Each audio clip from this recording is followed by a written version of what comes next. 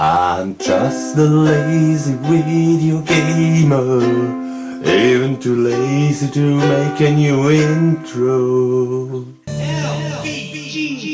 Hello out there in Midland, it's me again, the lazy video gamer, and welcome to this, little bit lazy show of mine. Why lazy? Cause I used some old footage of my shows, put it together for this Mega CD special, and I redubbed it with, let me say,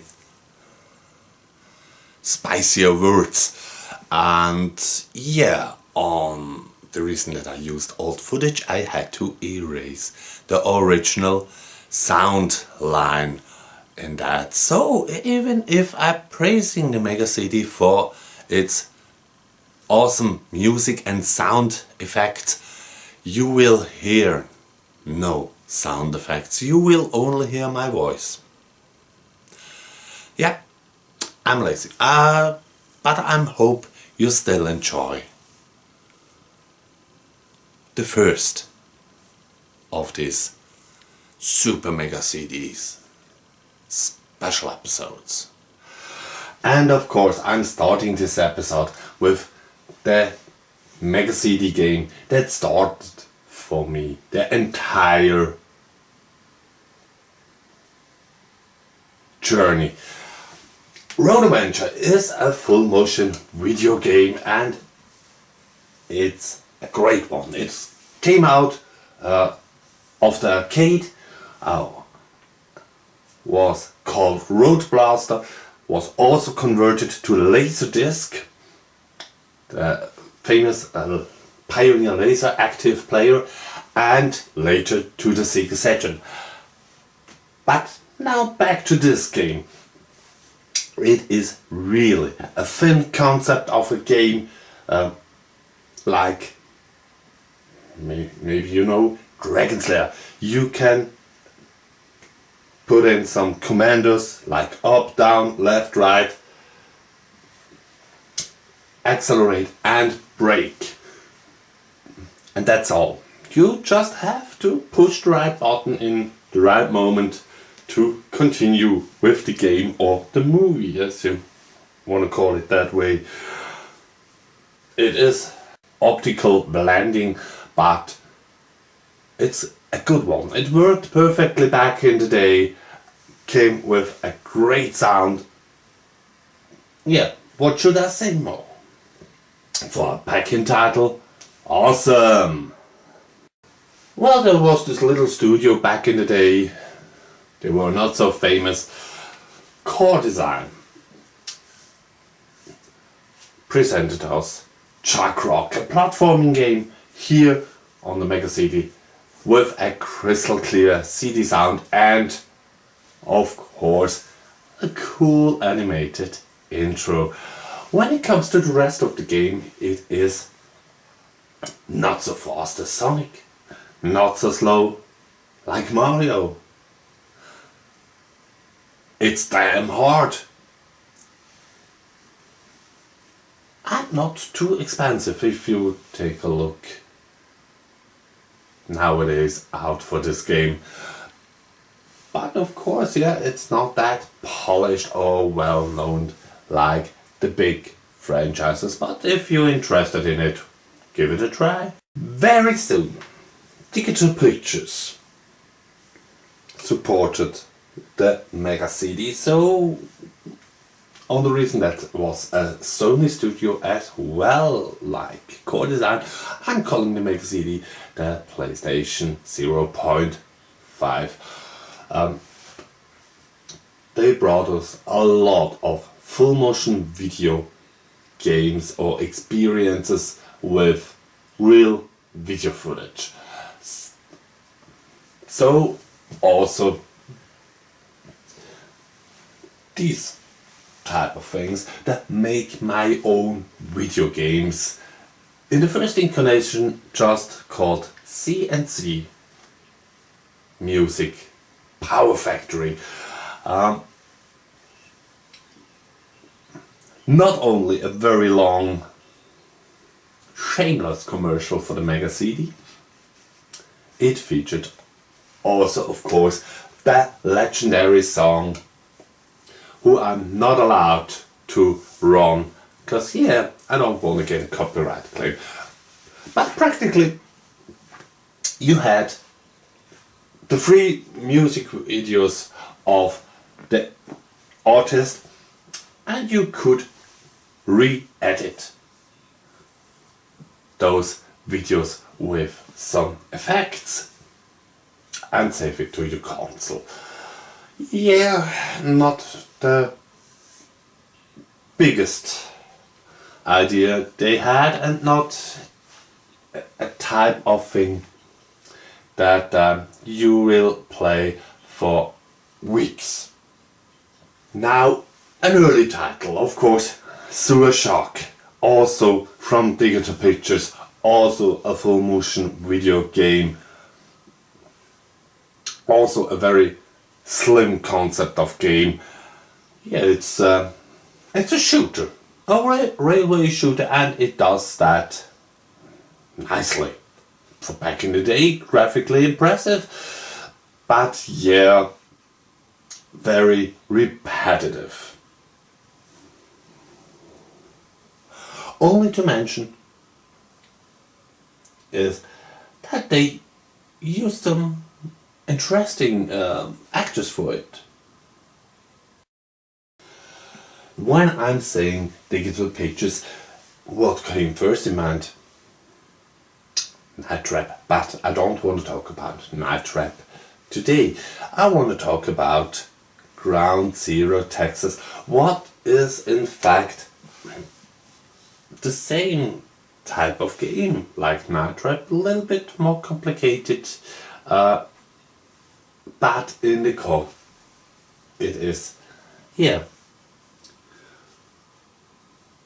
observing 5 different or 4 different cameras, open the lens, close the lens, and shoot at the bad aliens. Yeah, it comes with a B-movie story and an impressive scenery, but at the end of the day it is just a simple shooting range. And yeah, the problem of all those full motion video games were the repetitivity. Well, Traveler's Tales, Psygnosis presenting us Poxy. This game also nowadays gets some shady thing, because they're using this as source for Mario hacks. Why? I'm not quite sure, but yeah, it is a nice and decent looking platformer with lovely drawn graphics, but very strange and bad and bosses. And Psygnosis once again presenting not only on the Mega CD, but for me it's a Mega CD title. It was also available on the PC. Microcosm. Practically you follow the storyline of the movie The Inner Self. You are shrink down to microscopic sizes and you go into your little spaceship and into a human body and fight against the bad viruses. It's a shooter. Okay looking and nice to play. Once again a full motion video game in the anime style. Tangal, also like Road Avenger, known from the arcade, from Taito, and with a cool topic of story. Yeah, makes fun. Repetitive, not very spectacular, but if I be honest, it makes more fun even today. Like I guessed back in the day I would have with this game. So, in my opinion, a not expensive treasure.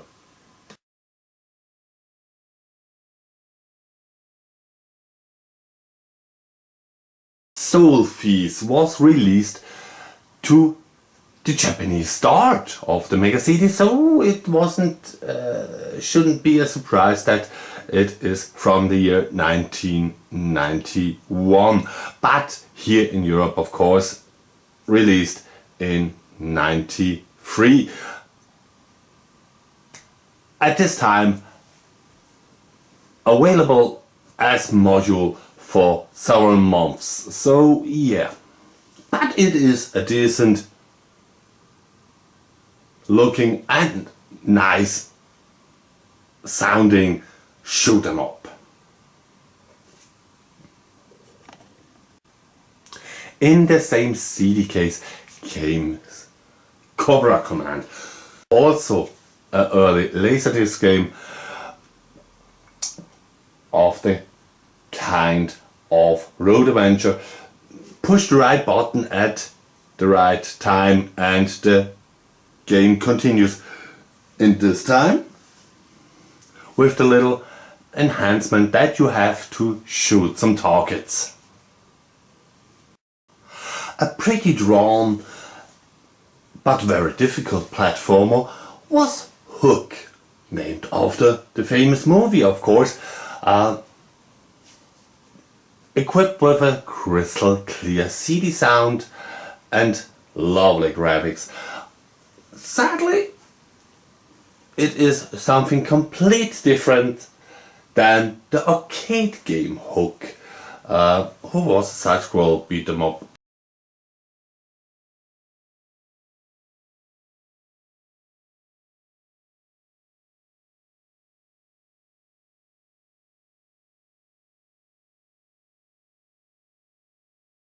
Well, Batman Returns. What should I say about this game? It was a mixture of the module and new programmed racing segments, and in those this game had his strength. Many people praise it for the great scaling effects in these racing segments. You can play it combined as entire story, or just the jump and run segments, or just the racing segments. But for my taste, I never will be a fan of this game, even if I know I don't make much friends with these words. And here it is, the long-awaited sequel to Afterburner 2, who was in fact also just rebranding of Afterburner 1. No, just kidding. Seriously, Afterburner 3, it's not that bad that many people say you have the great music of Afterburner. That's a plus point. But in fact it is just a rebranded Strike Fighter. It's not even G-Lock, it's Strike Fighter, who was also a sequel to Afterburner, or as I said or mentioned, G-Lock worked in arcade, but with such low detailed graphics, not at home, not on a console add-on for $500. I had my fun with this game, but yeah. Sylphid is called a masterpiece and a jam for the system. I had my troubles back in the day. It is a shooter, and back in the day I wasn't the biggest shooter fan, but nowadays it changed a little bit. It is a cool shooter, not too expensive if you want to purchase an original, and interesting when it comes to the graphic. You had polygon graphics in the foreground, the spaceship and the enemies, and what you see in the back is in fact a running movie. So that makes it a lot easier for the programmers to pull off some great graphical effects. You find it for cheap, you should go for it. Back in the day, impressed I was about the anime intro of Prince of Persia. It was called one of the weakest conversations of this game, but I had my fun with it, and so I have also here to say, you find it for cheap and you don't have one, go for it. On the legendary PC Engine, the Sherlock Holmes detective video games were the first full motion video games with real video footage in it. Yeah, doesn't keep me that long to the screen like other games in this kind, cause you only have to watch the movies and read some articles and guess at the end who was the bad guy. Of course, racing games shouldn't be missed, but with Jaguar XJ220, yeah, it wasn't the best entry, but yeah, came with a track editor, and a season mode doesn't make the baddest job, but yeah, it's not Outrun.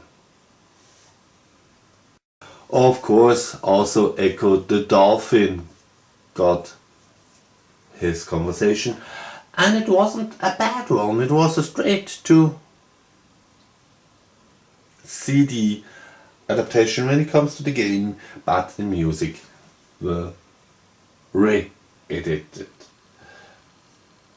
But yeah, it's Echo. I'm not the biggest Echo fan, if I'll be honest. Well, this game is something complete different, and I wanna end this episode of the Lazy Video Gamer Show with a great game, with a banger. I ended with Final Fight CD. Back in the day, the best conversation that you could get. First, you had the original characters' names in the game. Second selling point was you had the nasty words written in the background. Third point of selling, this cool, animated and synchronized intro. It is awesome. A crystal clear CD sound helps the game, but what makes it very difficult is the difficulty level. It's really hard. In the European version you have 3 credits from the beginning, so that means if you play with a lad, only one of you could take a continue. You won't see the end of this game, I guarantee you that as well. but also the Japanese version is bone-shaking hard, a little bit more uncensored, has 5 credits, but it's still not easy to finish. But as I said, you have a great game with this conversation. And that was it for this episode of the Lazy Video Gamer Show. Even if the music weren't in it, I hope you could enjoy it. Yeah, as I mentioned it, I used some old footage of mine because maybe 1 or 2 people don't saw my first shows on this channel, and especially on this topic, because I'm still loving to make a CD. It's maybe ridiculous, but I'll do. And with those final words, I hope you enjoy the rest of your Sunday, your day, or the entire week. Till the next time. And don't forget, welcome to the next level.